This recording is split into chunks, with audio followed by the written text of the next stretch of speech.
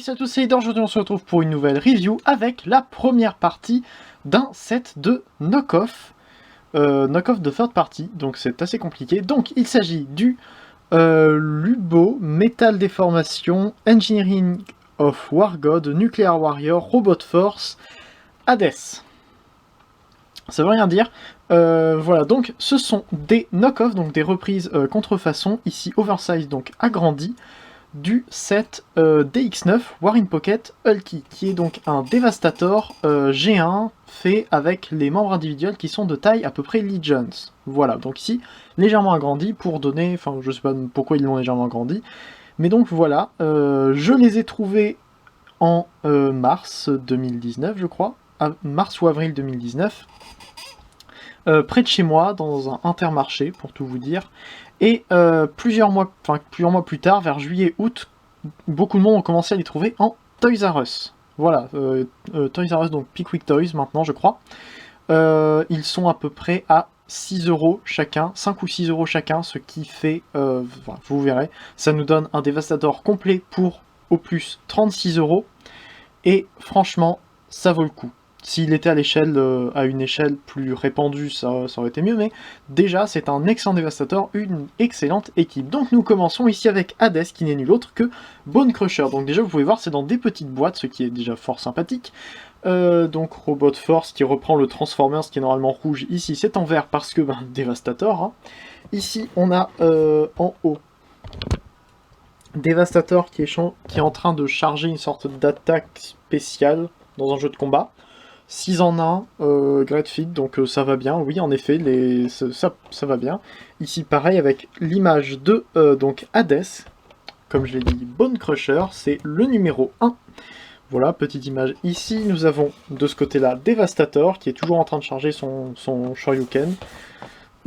Ici donc nous avons une image du jouet final, donc la combinaison Hades, avec une force de 30 300, une vitesse de 38 000, ouais c'est ça, une endurance de 50 400 et des capacités de 40 800.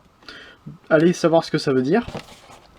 Derrière donc nous avons des photos du mode robot, du mode alternatif, le mode bras que je ne montrerai que dans la review de Devastator, parce que contrairement donc comme je l'ai dit dans les reviews de Battle Trap, contrairement à un set Combiner Wars ou Power of the Primes où je ne suis pas sûr d'avoir tous les membres, et donc je montre les modes combinés pour vous montrer un peu à quoi ça ressemble. Ici je suis sûr d'avoir tous les membres et de faire tous les membres en review, normalement. Donc ce n'est pas la peine d'allonger encore la vidéo en faisant, en montrant des choses que je montrerai de toute façon au final. Donc nous avons ensuite les 5 autres qui seront évidemment eux aussi en review. Et en dessous, rien que des trucs Lego, voilà, importés par une boîte qui vient de Sojon, ça fait plaisir de voir des gens qui viennent de chez soi. Et donc nous pouvons passer à ce qu'il y a dans la boîte, et donc nous avons ainsi Bone Crusher dans son mode bulldozer tout simplement. Alors j'essaierai de garder en tête pendant toutes les reviews que ce sont des knock-off, donc ce n'est pas la compagnie KO qui les a fait. Il n'y a eu absolument aucun changement là-dessus. Que ce soit bien clair, si vous regardez, je pense que ça a été en plus légèrement simplifié, donc si vous regardez cette review en voulant acheter le DX9 War in Pocket, renseignez-vous quand même sur celui-ci, parce qu'il risque d'être un peu différent, sans doute un peu mieux au niveau de la qualité, même si ici c'est déjà très bien. Donc nous avons ici Bone Crusher, qui est un petit bulldozer vert. Alors assez étrange parce que ici il n'y a pas vraiment d'habitacle, mais bon c'est pas très grave, au pire ça peut passer pour du cybertronien, même si aucun autre n'est cybertronien. Voilà, c'est pas grave, ça me déplaît pas. Cette pièce là, que vous pouvez voir sans doute parce qu'il y a du verre différent, c'est en métal, c'est une pièce en métal. Chaque Transformers de ce set là, chaque figurine a une pièce en métal, ici c'est cette petite pièce ici. Voilà, donc déjà il est assez lourd, si je compare avec donc un Legends for the Primes, ici nous avons donc Windcharger. Vous pouvez voir que c'est à peu près sensiblement la même taille, c'est pas... En robot il est je pense un peu plus grand, mais on verra en mode robot. Mais donc c'est à peu près la même taille, mais il est quand même plus lourd, il est beaucoup plus massif, il y a beaucoup plus de plastique là-dedans que dans Windcharger. Voilà, les pièces sont plus épaisses, je sais pas, j'ai une grosse impression de qualité, mais en même temps de simplicité, ça fait presque comme un Megazord, mais en mieux. Voilà. Donc au niveau des détails peints, nous avons évidemment toute cette pièce là donc en métal qui a été peinte avec du gris plus foncé. Ici nous avons le noir, ici bon pas grand chose. Là on voit directement ce qui va former les bras, ici la pelle, pas spécialement beaucoup de détails dedans, est-ce que c'est dérangeant? Non. Hein. Ici donc nous avons les chenilles qui sont juste basiquement noires. Bon on a quelques détails mais ce sera plus pour le mode robot. On ne voit rien en dessous, simplement l'avant-bras du mode combiné. Ici, nous avons de l'argenté tout autour, excusez-moi, mon fond est un peu sale, de l'argenté tout autour des chenilles, du violet métallisé ici, avec un peu d'argenté là, ce qui donne vraiment bien. De derrière, bon, c'est un peu creux ici, je sais pas, c'est pas très grave, enfin, vu le prix, je peux excuser des petits trucs comme ça. Il vient avec deux accessoires, donc le premier, c'est une arme, simplement, une arme pour ce mode-là, enfin, juste pour lui. Sympathique, donc on peut mettre là ou là. Voilà, comme ça. Et une main pour Devastator. Alors oui, une chose à noter sur ce Devastator, c'est quelque chose qui m'a franchement vraiment plu quand j'ai vu les vidéos du set officiel. Il n'y a besoin que des mains à rajouter pour faire le robot complet. Aucune autre pièce. Et encore les mains, on peut les laisser, et justement je vais les laisser pendant toute la review pour vous montrer que c'est possible. Donc on a juste à prendre la main et venir la mettre à l'intérieur ici. A noter que sur l'un des deux, donc l'un des deux bras, le trou était fermé. Sur l'une de mes deux versions. Sur l'autre, c'était un peu mal fait. Il m'a juste suffi de prendre un tournevis, d'appuyer au fond, simplement, et comme ça, j'ai pu installer la main tranquillement. Donc voilà, on la positionne ainsi. Donc vous voyez que c'est une main déjà du bon côté, donc si on la laisse comme ça, il n'y a aucun problème. Et donc nous avons ici le mode complet. Donc la transformation est quand même très simple, mais assez sympathique. Donc on vient évidemment enlever l'arme. Comme je l'ai dit, on laisse la main, qui peut être laissée dans tous les modes, toutes les transformations. Donc on vient déjà prendre ces pièces-là sur le dessus, les soulever un petit peu, afin de pouvoir les ramener vers l'extérieur. Donc on vient tirer, donc il y a ce petit tab ici qui vient à l'intérieur de cette encoche-là, ce qui tient franchement très bien. Et donc on a un ball joint et un axe ici, et on vient ramener comme ceci. Pareil donc de l'autre côté. On prend et on ramène ainsi. D'ailleurs, j'ai pas dit, mais c'est un knock-off, donc vaut mieux préciser, il y a une notice dans chaque, dans chaque boîte. Je ne sais pas s'il y a une notice dans chaque... Enfin, une notice pour chaque set, je crois que c'est par set de 3, j'ai pas bien regardé, mais... Donc, je sais pas s'il y a une notice, mais après, les transformations sont assez simples pour qu'on puisse les deviner nous-mêmes. Mais bon, voilà. Donc, il y a au moins des notices, normalement. Donc ensuite, on prend l'appel. D'ailleurs, j'ai pas dit, mais l'appel peut juste aller vers le haut, en mode alternatif. Je sais pas, il n'y a pas grand-chose à faire. Au pire, vers le bas un peu comme ça, mais c'est pas non plus très utile, il reste assez statique. Donc on ramène l'appel entièrement comme ça vient se clipser, franchement voilà, ça bouge plus ainsi.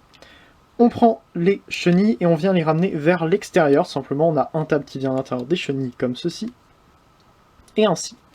On a un axe ici sur lequel on va ramener tout ça simplement vers le haut, jusque là.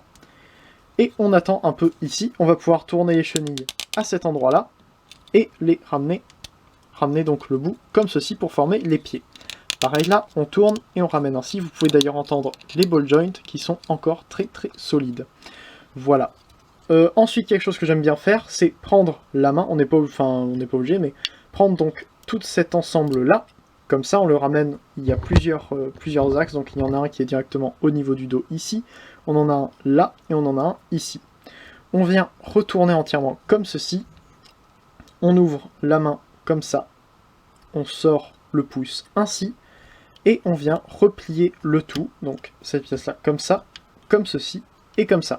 C'est un peu comme s'il était en train de s'attraper le bas du dos, mais au moins ça permet de ne pas voir derrière la tête, parce que la tête c'est simplement le panneau noir qui est ici, on a juste à la relever, on ramène ça vers le haut, et voilà, donc on n'a plus qu'à remettre les bras dans le bon sens, et nous avons Bone Crusher, donc Hades, c'est bien ça, en mode robot.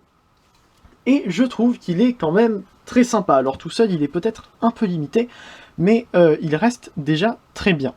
Donc au niveau des détails, on a la tête avec bon, le viseur qui n'a pas été peint complètement. Est-ce que c'est grave? Non, un petit coup de peinture et c'est réglé. On peut enlever le visage, justement, c'est le petit point que vous voyez au bout. Vous avez juste à mettre un tournevis dedans, appuyer un peu, et ça va sortir. Et comme ça, vous pouvez modifier tout ce que vous voulez en détachant les pièces relativement facilement. Voilà. On a aussi donc un emplacement pour un logo Decepticon si on a envie d'en mettre un. De l'argenté autour de petits trucs rouges qui donnent, je trouve, très très bien. Pas forcément de beaucoup de détails moulés, mais je trouve que ça va. L'esthétique est quand même, me plaît bien, personnellement. Ça peut ne pas plaire à tout le monde. On a les bras qui sont peut-être un peu courts. Là aussi, ça peut ne pas plaire à tout le monde, moi ça me dérange pas.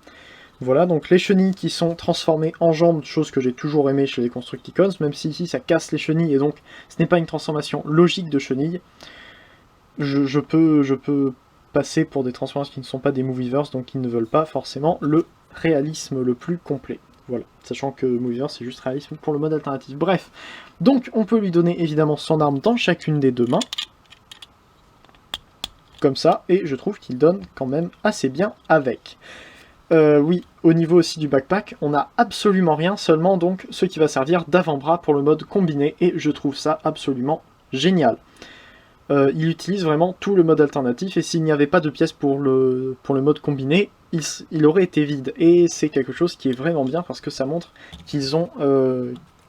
qu'ils n'ont pas rajouté les pièces du mode combiné comme ça, en disant bah on peut pas les enlever, mais c'est pas grave, de toute façon... elles sont là au moins, et ça rajoute du keyboard un peu partout dans tous les modes. Non, ici c'est vraiment très bien pensé, je trouve. Voilà, en même temps, c'est du third party de base. Je ne l'ai pas précisé, mais c'est la première fois que j'ai des figurines qui sont qui ont été pensées par quelqu'un d'autre que par Hasbro. J'ai eu des transformations officielles, j'ai eu des knock-off, mais jamais de third party ou knock-off de third party. Voilà. Donc au niveau des articulations, rien au niveau de la tête. En même temps, il a été augmenté, il était plus petit que ça avant, donc il n'y avait pas de... Ils ne pouvaient pas faire de mouvement de la tête, je pense, à cette taille-là. Ici, ils ont pu en faire, donc... ils auraient pu en faire, mais malheureusement, ils ne l'ont pas fait. Au niveau des bras, ball joint comme ceci, ball joint très solide, hein, si on le prend comme ça, il va pas bouger. Ça reste du knock-off d'excellente qualité. On peut remonter jusque-là. Au niveau des coudes, on plie à 90 degrés et on peut tourner entièrement sur le côté. Au niveau des jambes, on peut ramener entièrement vers l'avant, comme ceci, vers l'arrière, comme ça, à peu près. Faut voir, faut bouger un peu avec ça, parce que ça peut parfois taper dans d'autres pièces, comme ça vient de faire là. Donc, comme ceci, vers l'extérieur à peu près jusque là. Ensuite, les genoux peuvent plier à 90 degrés, et tourner à 360, c'est pour la transformation. Et au niveau des pieds, seulement vers l'arrière, mais bon, ça... c'est pas non plus très très grave, il tient quand même très très bien. Voilà. Donc pour les petites comparaisons, voici avec Tailgate, puisque j'ai Windcharger et Tailgate, autant comparer avec lui. Et il paraît quand même plus grand que Tailgate. En même temps, Tailgate et Windcharger n'utilisent pas le capot du mode alternatif, alors que là il utilise vraiment tout du mode alternatif et il se déplie, en quelque sorte. Il garde à peu près la longueur du mode, du mode bulldozer, plus la longueur des chenilles, donc c'est pas mal. Voilà. En parlant justement d'échelle, voici aussi avec un Deluxe Trigger Happy Titan's Return que j'ai déjà fait en review, et vous pouvez voir que c'est à peu près taille scout, ce qu'on avait la taille scout avant. Voilà. Et justement, donc je parlais de taille et donc je pouvais aussi parler d'échelle. Il est à l'échelle avec le Megatron Authentics. Alors j'en ai fait une fausse review pour le 1er avril 2019. Si vous avez envie de vous renseigner sur le personnage, n'allez pas regarder cette review, ce n'est pas très utile. J'aime bien ce jouet, mais c'est vraiment un jouet. Ici on a un Transformers de très basse qualité qui est au même prix qu'un knock-off d'excellente qualité. Voilà, mais après c'est des considérations autres. Certains n'ont pas envie d'acheter de knock-off, je comprends tout à fait ça. Voilà. Mais donc je trouve que l'échelle est vraiment très bien. Alors les Constructicons pour certains doivent être beaucoup plus petits, plus petit que ça par rapport à Megatron, mais vu que ce sont des esthétiques qui ne sont pas non plus complètement G1, eux sont quand même très G1, mais Megatron ne l'est pas, je trouve que ça donne quand même très bien. Donc voilà pour cette première review du set de Devastator. Je vous conseille ce Bone Crusher, mais pas s'il est tout seul. Il est peut-être un peu simple s'il est seul, mais il reste quand même d'excellente qualité. Si vous êtes fan de Bone Crusher, par exemple, vous pouvez foncer et le prendre sans aucun souci. Mais voilà, donc j'espère que cette vidéo vous aura plu. N'hésitez pas à mettre en commentaire si ça vous a plu, si vous aimez la figurine. N'hésitez pas non plus à aller faire un tour sur les chaînes des vidéastes Transformers qui se trouvent juste après ou juste en dessous en description, ainsi que sur le forum transformersaffaires.com pour toutes les nouvelles sorties en termes de Transformers officiels ou non. N'hésitez pas non plus à vous abonner à ma chaîne si ce n'est pas déjà fait, et si vous avez envie de suivre un peu l'aventure Constructicon, j'ai fait une aventure Dinobot, maintenant ça va être l'aventure Constructicon. Super, décidément, j'adore les équipes. Voilà, donc j'imagine que c'est tout ce que j'avais à dire. On se retrouve normalement là pour la prochaine review ou une autre vidéo. Si c'est la prochaine review, ça devrait porter sur le numéro 2 de ce set là. C'était Leader, Funformer à jour, Funformer toujours, allez salut.